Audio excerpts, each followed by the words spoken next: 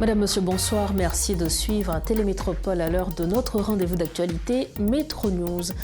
Voici les titres qui dominent l'actualité de ce 17 juin 2025.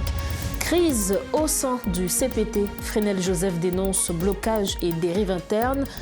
Le Conseil appelle à une retraite d'urgence et critique la présidence tournante, accusée d'alimenter la méfiance et la paralysie. L'initiative du 24 avril rejette les démarches de la CARICOM et propose une alternative à travers la Cour de cassation. Le groupe plaide pour une gouvernance bicéphale et exige transparence et inclusion dans la transition. Également, titre de ce mardi, affaire Jovenel Moïse. La justice haïtienne poursuit son enquête sur l'assassinat du 58e président du pays. Martine Moïse, Claude Joseph et d'autres figures clés sont appelés à être auditionnés 4 ans après l'attentat.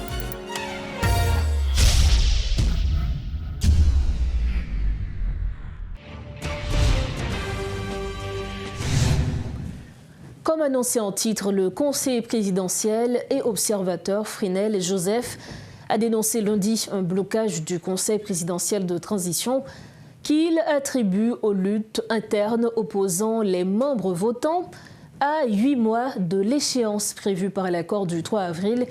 Dans une lettre adressée aux membres du Conseil, M. Joseph déplore une absence de volonté politique et critique le refus d'adopter un code d'éthique à la suite du scandale de la Banque nationale de crédit.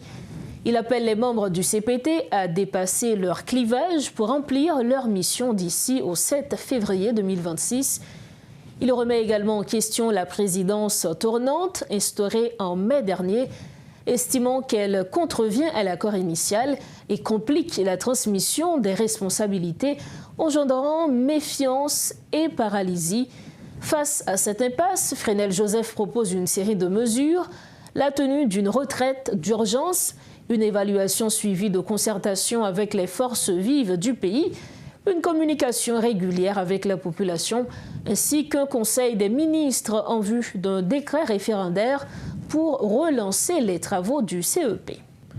Toujours en politique, l'initiative du 24 avril 2025 dénonce la démarche actuelle de la CARICOM en Haïti, jugée partisane et fermée.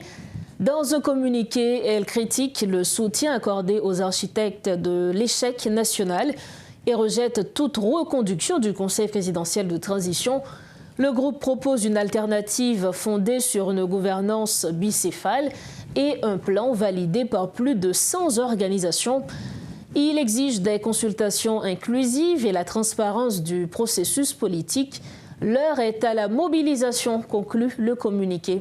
Rosny Calais, vice-président du parti politique AC, également signataire de cette prise de position, est notre invité ce soir.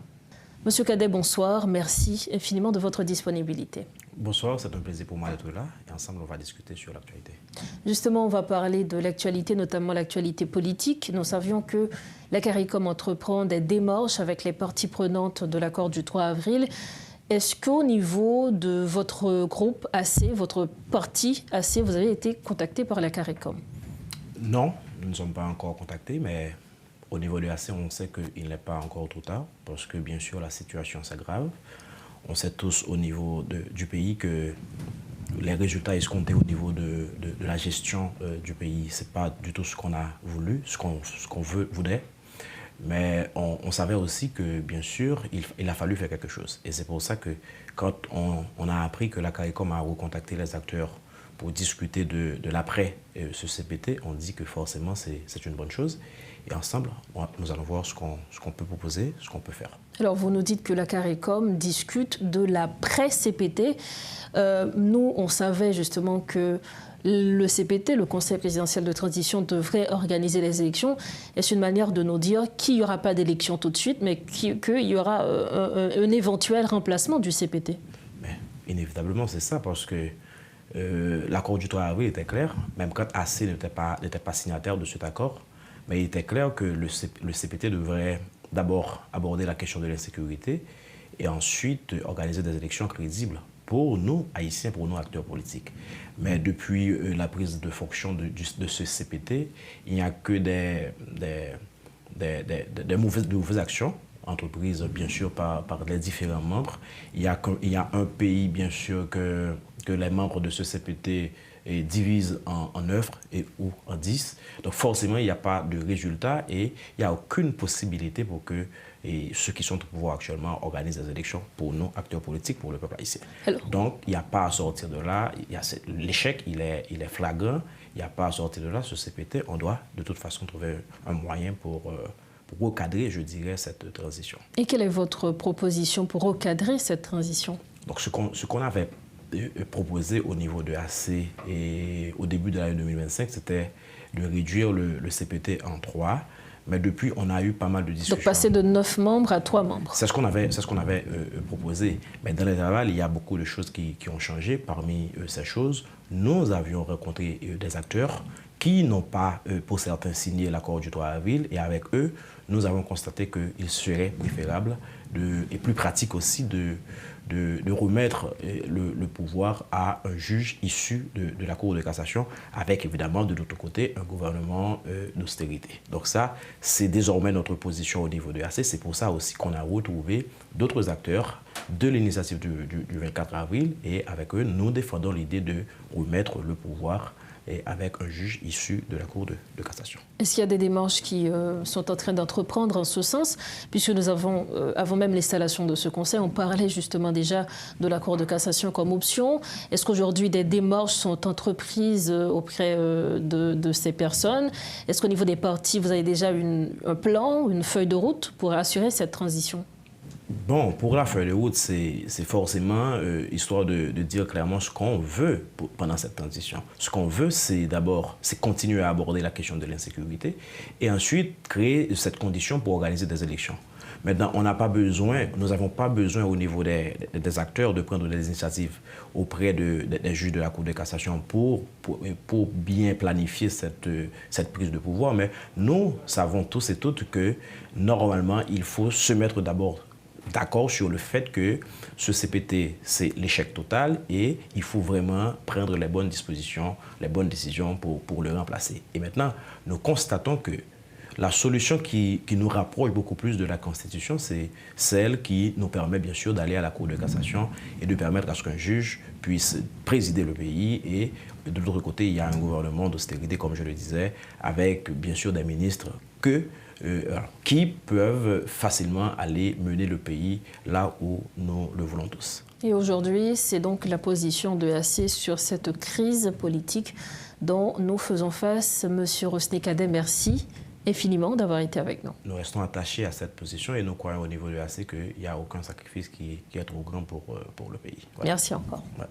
Voilà donc l'analyse de monsieur Rosny Cadet, vice-président de la structure AC. Il était l'invité de Maître Nours ce soir. Avec lui, on commentait l'actualité politique. Dossier Nouvelle Constitution, le rédacteur en chef du Nouvelliste, Frantz Duval, émet des doutes concernant l'avant-projet de Constitution. Il appelle à une réflexion sérieuse pour rendre l'État haïtien plus agile et efficace et non pour l'alourdir comme le prévoit le texte. Écoutons les propos de Frantz Duval.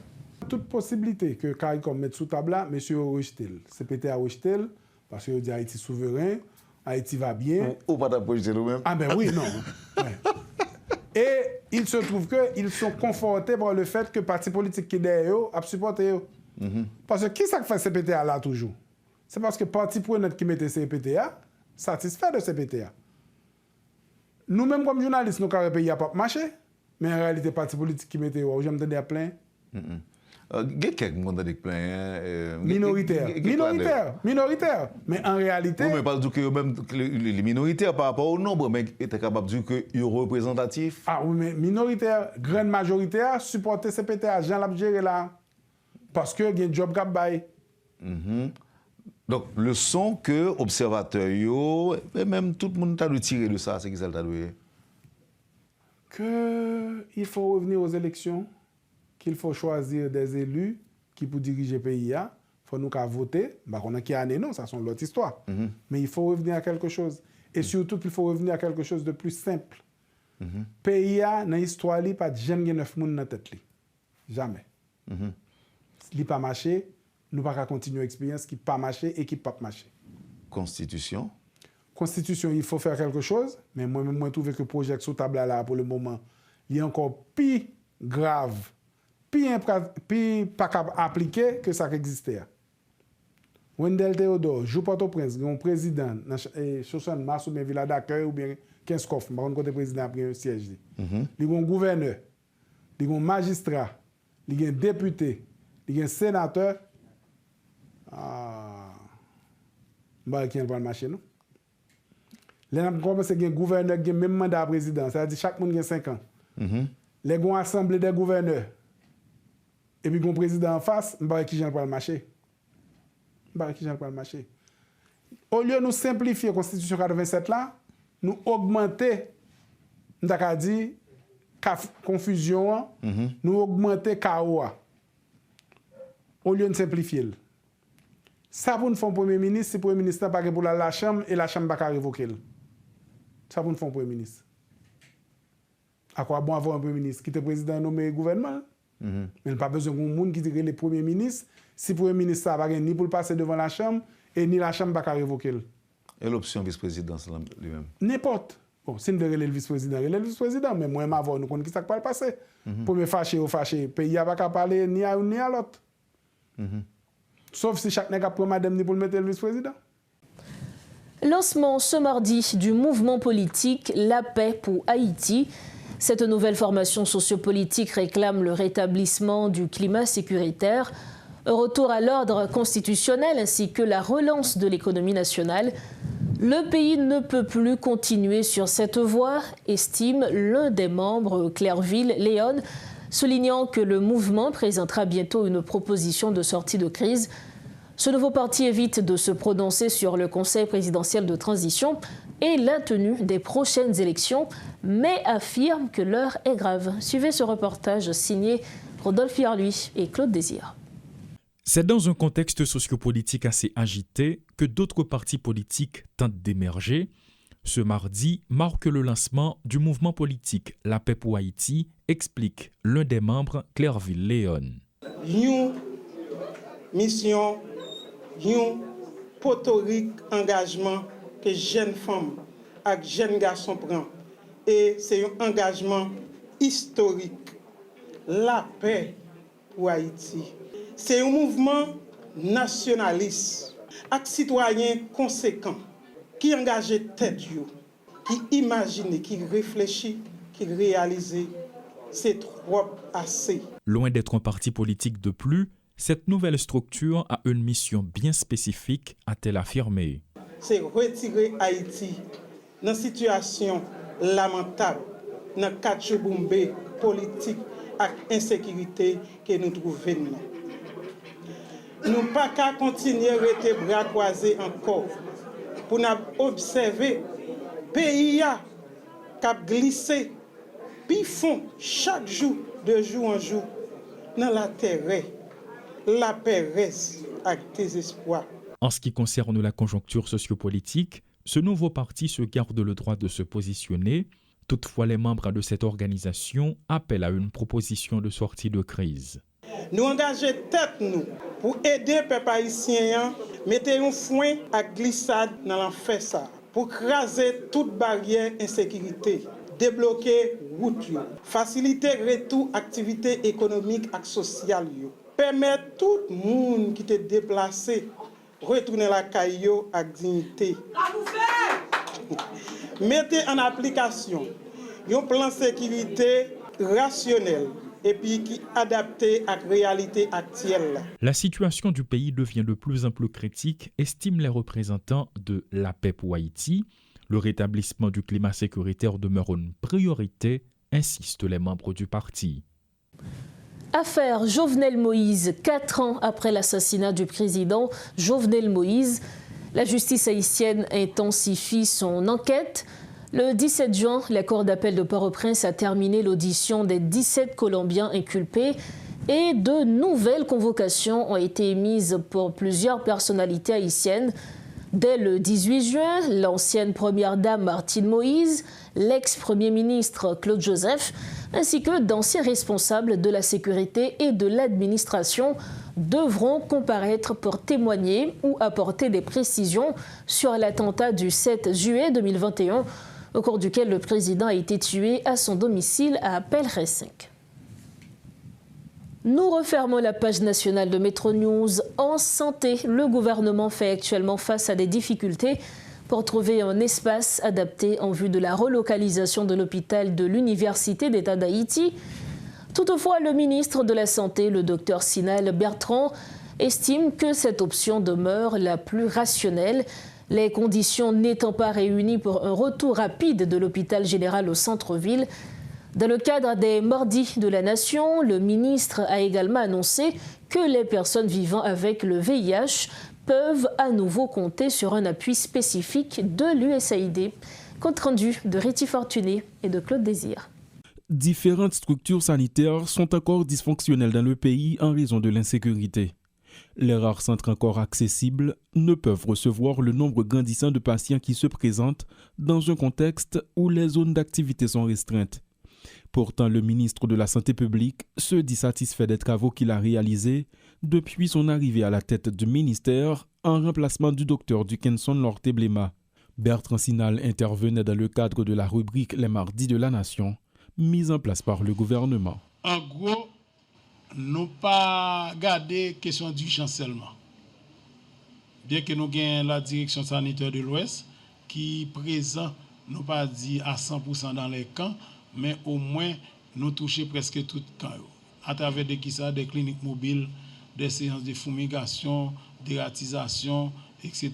pour nous garder si nous devons vivre au niveau camp avec toute dignité, avec tout espoir que un jour yo ka tourner la caillou parce que normalement moun dans camp c'est pas volontairement aller dans camp mais c'est sous pression, sous menace qui fait arriver dans camp. Et nous, le gouvernement, l'a fait des avancées pour nous rétablir la sécurité, pour nous capables de tourner la caille.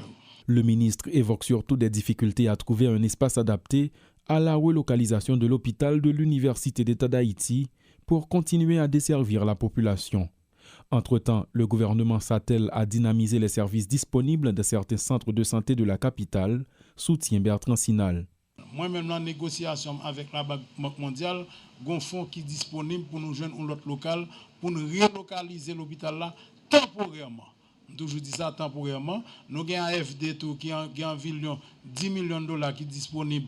Ils ont campé et film qui a construit l'hôpital général parce qu'ils continuent à payer chaque mois.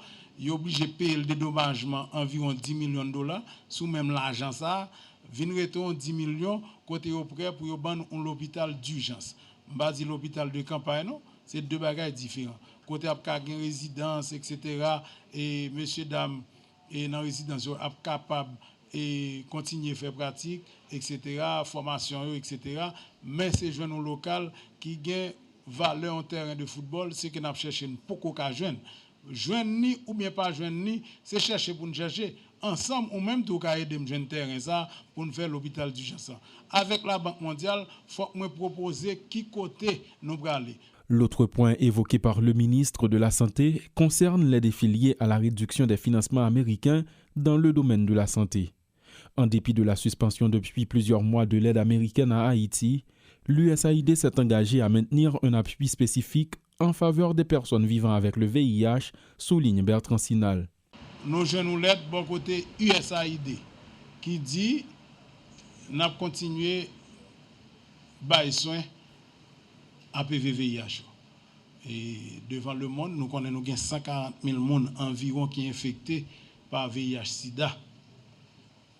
Lundi VIH/SIDA, ça veut dire que les gens qui ont un virus à l'ensemble, mais pour arriver dans le SIDA.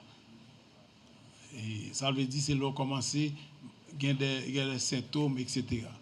Même gens qui sont infectés, ils ont été à vivre en pleine santé, quand ils sont capables d'infecter l'autre monde, etc. Plus d'une trentaine d'hôpitaux ont été contraints de fermer leurs portes ces derniers mois du fait de la multiplication des actes de violence des gangs. En dépit des efforts annoncés par le gouvernement, les bandits continuent de multiplier leurs assauts, faisant de nombreuses victimes dans les rangs de la population. Nous arrivons au terme de cette édition de Métro News. Avant de partir, le rappel des principaux titres qui dominent l'actualité. Crise au sein du CPT. Frinel Joseph dénonce blocage et dérive interne. Le conseil appelle à une retraite d'urgence et critique la présidence tournante, accusée d'alimenter la méfiance et la paralysie. L'initiative du 24 avril rejette les démarches de la CARICOM et propose une alternative à travers la Cour de cassation. Le groupe plaide pour une gouvernance bicéphale et exige transparence et inclusion dans la transition. Affaire Jovenel Moïse, la justice haïtienne poursuit son enquête sur l'assassinat du 58e président du pays. Parti de Moïse, Claude, Joseph et d'autres figures clés sont appelés à être auditionnés 4 ans après l'attentat. Voilà ce qui met fin à cette édition de Métro News. Merci infiniment de votre attention et surtout de votre confiance. Un grand merci également à toute l'équipe de Métropole et rendu possible cette édition. On se retrouve bientôt. Entre-temps, restez branchés Métropole et prenez soin de vous. Bonsoir.